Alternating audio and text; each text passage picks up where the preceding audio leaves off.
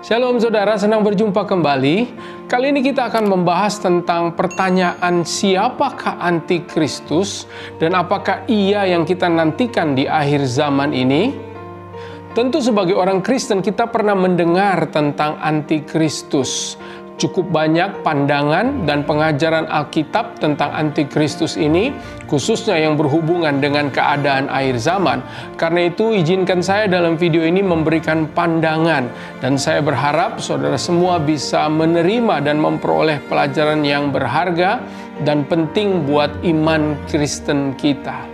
Tentang antikristus sebetulnya kita bisa menemukannya di dalam Alkitab, secara khusus di dalam surat yang dituliskan oleh Rasul Yohanes, yaitu dalam Perjanjian Baru, kitab 1 Yohanes dan 2 Yohanes. Karena itu pembahasan kita hanya akan berfokus pada kitab ini. Apakah arti antikristus? Antikristus memiliki arti melawan atau bertentangan dengan Kristus. Di dalam surat Rasul Yohanes inilah kita bisa menemukan 4 kali disebutkan antikristus. Oleh sebab itu, yang menjadi pokok pembahasan kita kali ini adalah apa yang menjadi 4 ciri utama antikristus. Oleh karena itu saudara, sebelum kita masuk lebih dalam, saya mengajak kita untuk melihat dengan teliti apa yang dikatakan oleh Rasul Yohanes dalam kitab yang ia tulis ini.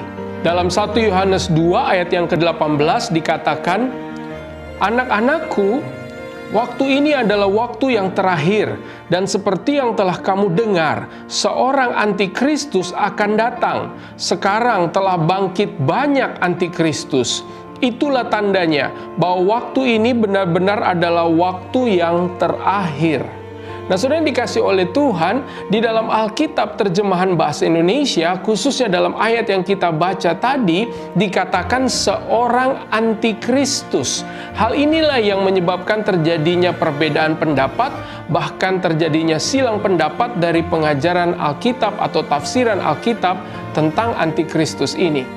Namun perlu diketahui bahwa dalam bahasa asli Alkitab tidak tertulis demikian. Karena kata seorang yang kita baca dalam Alkitab terjemahan bahasa Indonesia ini menggunakan kata bahasa Yunani hoti yang sebetulnya merupakan kata sambung. Sehingga seharusnya tidak diterjemahkan dengan satu pribadi atau satu orang.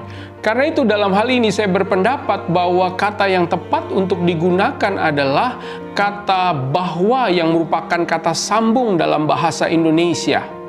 Mari kita baca kembali 1 Yohanes 2 ayat yang ke-18 ini. "Anak-anakku, waktu ini adalah waktu yang terakhir, dan seperti yang telah kamu dengar bahwa antikristus akan datang.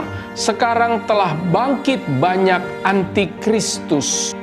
Itulah sebabnya secara pribadi saya berpendapat bahwa tentang antikristus ini, jika kita membayangkan atau memikirkan tentang seseorang atau satu pribadi yang akan datang pada akhir zaman, maka hal itu menurut saya tidak pernah akan terjadi. Sebab Rasul Yohanes juga mengatakan dalam ayat yang kita baca ini, bahwa telah banyak antikristus yang datang pada zamannya, yaitu pada abad pertama setelah Masehi. Sekarang mari kita masuk dalam pembahasan kita, yaitu 4 ciri utama antikristus. Perlu saya ulangi kembali bahwa subjek antikristus ini di dalam Alkitab hanya ditemukan di dalam surat 1 Yohanes dan 2 Yohanes. Oleh sebab itu hal ini akan membantu kita untuk mengerti konteksnya sehingga menjadi pemahaman yang penting buat kita pada hari ini. Yang pertama, mari kita lihat 1 Yohanes 2 ayat yang ke-19. "Memang mereka berasal dari antara kita, tetapi mereka tidak sungguh-sungguh termasuk pada kita. Sebab jika mereka sungguh-sungguh termasuk pada kita, niscaya mereka tetap bersama-sama dengan kita.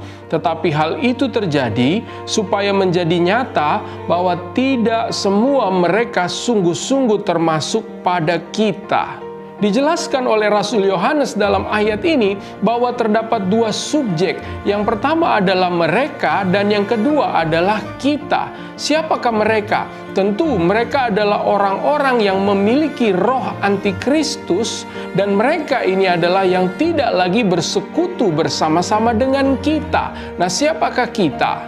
Siapakah kita menurut Rasul Yohanes? Yang pertama, kita adalah yang percaya bahwa Yesus Kristus adalah Tuhan dan telah menjadi kepala bagi gerejanya.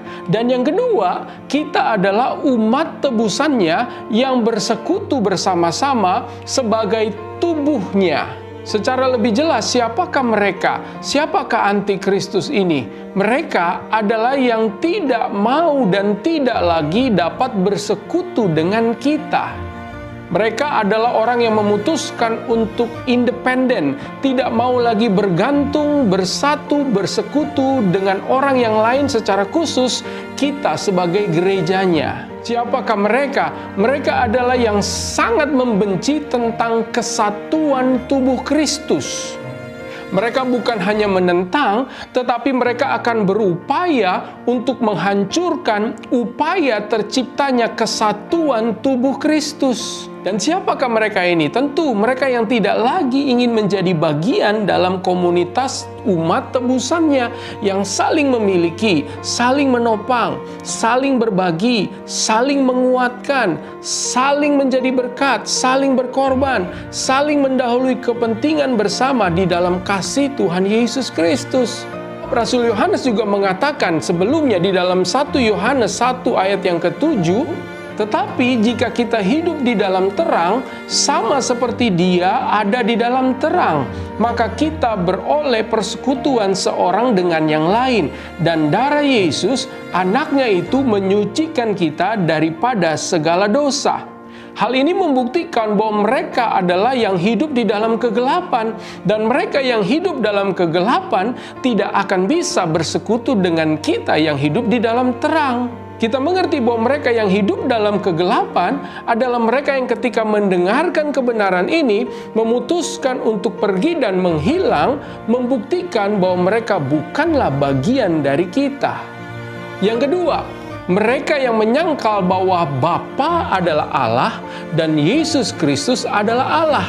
Dalam 1 Yohanes 2 ayat yang ke-22 dan 23 dikatakan, siapakah pendusta itu? Bukankah dia yang menyangkal bahwa Yesus adalah Kristus? Dia itu adalah antikristus, yaitu dia yang menyangkal baik Bapa maupun anak. Sebab barang siapa menyangkal anak, ia juga tidak memiliki Bapa. Barang siapa mengaku anak, ia juga memiliki Bapa. Mereka adalah yang menyangkal bahwa Bapa dan Kristus adalah satu. Area yang khusus yang mereka serang adalah hubungan antara Bapa dan Kristus. Mereka tidak menerima kebenaran bahwa Bapa adalah kekal dan Yesus Kristus juga adalah Allah yang kekal. Tentu mereka menyangkal adanya substansi dan kepemilikan yang sama antara Bapa dan Kristus sebagai anaknya. Selanjutnya, mereka bisa saja memiliki pemahaman yang benar tentang Allah, tetapi mereka menyangkal Kristus dan menyatakan bahwa Kristus hanyalah ciptaan atau diciptakan. Sebagai orang percaya, kita tentu mengerti bahwa gambaran Allah adalah Bapa, Anak, dan Roh Kudus. Menyangkali salah satunya berarti menyangkali yang lainnya. Sebab melalui Roh Kuduslah kita bisa mengerti dan menerima pengenalan yang benar tentang hubungan antara Bapa dan Kristus sebagai anaknya. Dan sesungguhnya inilah pekerjaan Allah di muka bumi sampai dengan saat ini. Dan siapa yang menyangkal pekerjaan Allah melalui Roh Kudus, berarti ia juga menyangkal Bapa dan Kristus. Yang ketiga, roh antikristus adalah yang menyangkal bahwa Yesus Kristus telah datang dalam rupa manusia. Mari kita melihat 1 Yohanes 4 ayat yang kedua dan yang ketiga. Dikatakan demikianlah kita mengenal roh Allah. Setiap roh yang mengaku bahwa Yesus Kristus telah datang sebagai manusia berasal dari Allah. Dan setiap roh yang tidak mengaku Yesus tidak berasal dari Allah. Roh itu adalah roh antikristus, dan tentang dia telah kamu dengar bahwa ia akan datang, dan sekarang ini ia sudah ada di dalam dunia. Antikristus menyangkal inkarnasi Yesus dimulai dari kelahirannya yang murni layaknya kelahiran manusia. Tentu mereka menyangkal bahwa Allah telah datang sebagai manusia. Penyangkalan ini adalah penyangkalan terhadap seluruh aspek dan elemen-elemen tentang inkarnasi Yesus, seperti kelahirannya, seperti kematiannya, seperti kebangkitannya, seperti kenaikannya ke surga, termasuk cara Tuhan untuk menebus umat manusia dengan cara mengorbankan dirinya. Ini juga merupakan penyangkalan terhadap kekudusan Yesus, karena menganggap bahwa Kristus lahir dari rahim manusia yang memiliki natur dosa, maka mereka beranggapan bahwa Yesus juga memiliki natur dosa yang sama. Yang keempat, mari kita lihat 2 Yohanes 1 ayat yang ke-7. Sebab banyak penyesat telah muncul dan pergi ke seluruh dunia yang tidak mengaku bahwa Yesus Kristus telah datang sebagai manusia. Itu adalah si penyesat dan antikristus. Hal ini menjelaskan bahwa ini merupakan penyangkalan yang berbeda tentang penyangkalan yang ketiga, yang mana Yesus Kristus telah datang dalam rupa manusia. Ayat ini menjelaskan kepada kita bahwa Yesus Kristus telah datang ke dunia melalui manusia, atau dengan kata lain melalui kita. Sebab kita mengerti bahwa kita telah terus bertumbuh di dalam segala pengenalan akan Dia, segala pengenalan akan Allah yang membawa kita kepada kesempurnaan, yang menjadikan kita serupa dan segambar dengan Dia.